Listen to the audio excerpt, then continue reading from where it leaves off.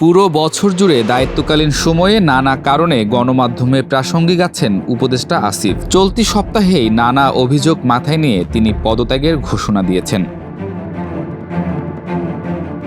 এদিকে আগামী সপ্তাহে নির্বাচনের তফসিল ঘোষণা করবে কমিশন। আসিফ বলেছেন, নির্বাচনের তফসিল ঘোষণার আগেই তিনি উপদেষ্টার পদ ত্যাগ করবেন। সচিবালয়ে সাংবাদিকদের সাথে কথোপকথনে তিনি বলেন, উপদেষ্টাদের মধ্যে যারা রাজনীতি করবেন তাদের পদত্যাগ করা উচিত। এটা প্রায় সিদ্ধান্ত হয়ে গেছে, তবে চূড়ান্ত সিদ্ধান্ত এখনো বাকি। তবে তিনি প্রার্থী হবেন কিনা সে বিষয়ে এখনো চূড়ান্ত সিদ্ধান্ত নেননি এবং জাতীয় নাগরিক দল এনসিপিতে যোগদানের বিষয়টিও নিশ্চিত নয় বলে জানিয়েছেন। আসিফ মাহমুদের বিরুদ্ধে সবচেয়ে গুরুতর অভিযোগ এসেছে রাজধানীর গুলশানে সাবেক সংসদ সদস্য শাম্মী আহমেদের বাসায় চাঁদাবাজির ঘটনায় সংশ্লিষ্টতার। গণতান্ত্রিক ছাত্র সংসদের বহিষ্কৃত নেতা জানে আলম অপুর ৩৫ মিনিটের একটি স্বীকারোক্তিমূলক ভিডিওতে উপদেষ্টা আসিফের নাম উল্লেখ করা হয়েছে। এই অভিযোগ প্রসঙ্গে আসিফ মাহমুদ বলেছেন, নামটা আসার পর অবাকই হই। চাঁদাবাজিতে আমার কোনো সংশ্লিষ্টতা নেই। ৫ আগস্টের পর অপুর সাথে আমার কোনো কথা হয়নি। তিনি এই অভিযোগকে সম্পূর্ণ রাজনৈতিক উদ্দেশ্য প্রণোদিত বলে দাবি করেছেন। অপুর স্ত্রী দাবিতে কাজী আনিশা অবশ্য দাবি করেছেন, তার স্বামীকে আটকে রেখে জোরপূর্বক স্বীকারোক্তি নেওয়া হয়েছে এবং এর পেছনে একটি রাজনৈতিক দলের ইন্ধন রয়েছে।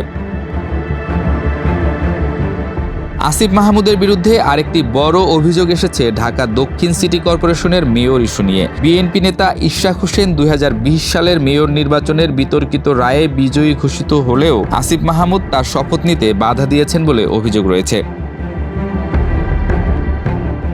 এ নিয়ে গত ৪০ দিনের বেশি সময় ধরে ঢাকা দক্ষিণ সিটি কর্পোরেশন কার্যত অচল হয়ে আছে। নগর ভবনে ইশরাকের সমর্থকদের অবস্থানের কারণে সাধারণ নাগরিকদের সেবা বন্ধ হয়ে গেছে। ইশরাক হোসেন আসিফ মাহমুদকে পুরো ঢাকাবাসীকে অপমানকারী বলে অভিহিত করে তার পদত্যাগ দাবি করেছেন। বিএনপির উচ্চ পর্যায়ের নেতা সালাউদ্দিনও এই বিষয়ে তদন্তের দাবি জানিয়েছেন। আসিফ মাহমুদ সজীব ভুঁইয়া ২০২৪ সালের ৫ আগস্ট শেখ হাসিনা সরকারের পতনের পর গঠিত অন্তর্বর্তী সরকারে যোগ দেওয়ার আগে ছিলেন বৈষম্য বিরোধী ছাত্র আন্দোলনের অন্যতম নেতা। তবে এনসিপির নেতারা স্বীকার করেছেন যে উপদেষ্টা হওয়ার পর তার হাত ধরেই চলছে বৈষম্য। ডক্টর ইউনূসের নেতৃত্বাধীন অন্তর্বর্তী সরকারে তিনি দুটি গুরুত্বপূর্ণ মন্ত্রণালয়ের দায়িত্বে রয়েছেন, তবে তার কার্যকাল নিয়ে বিতর্কের অন্ত নেই।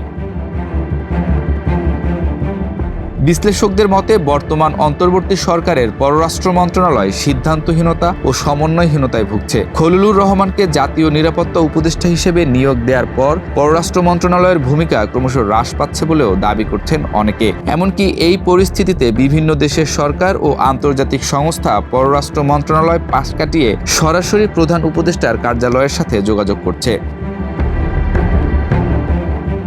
অন্তর্বর্তী সরকার আগামী বছরের জুনের মধ্যে নির্বাচন অনুষ্ঠানের প্রতিশ্রুতি দিয়েছে। এই প্রেক্ষাপটে বেশ কিছু ছাত্রনেতা জাতীয় নাগরিক পার্টি গঠন করেছেন। তবে একাধিক রাজনৈতিক দল চায় আগামী ডিসেম্বরের মধ্যেই নির্বাচন হোক এবং ছাত্র উপদেষ্টারা পদত্যাগ করুন। এই দ্বন্দ্ব মোহাম্মদ ইউনূসকে মে মাসে পদত্যাগের কথা ভাবতে বাধ্য করেছিল বলেও গুঞ্জন শোনা যায়। আসিফ মাহমুদের পদত্যাগের ঘোষণা অন্তর্বর্তী সরকারের জন্য একটি বড় চ্যালেঞ্জ। সরকারের পক্ষ থেকে তার বিরুদ্ধে আনীত নানান অভিযোগের তদন্ত চলছে বলেও তিনি স্বীকার করেছেন। তার পদত্যাগ শুধুমাত্র ব্যক্তিগত সিদ্ধান্ত নয়, বরং এটি বাংলাদেশের রাজনৈতিক উত্তরণ প্রক্রিয়ার একটি গুরুত্বপূর্ণ মাইলফলক। ছাত্রনেতারা কিভাবে প্রাতিষ্ঠানিক রাজনীতিতে প্রবেশ করবেন এবং গণতান্ত্রিক মূল্যবোধের সাথে সামঞ্জস্য রেখে কাজ করবেন তার একটি পরীক্ষা হতে পারে আসিফ মাহমুদের এই সিদ্ধান্ত। এমন মন্তব্য ভাসছে সমাজ পাতায়।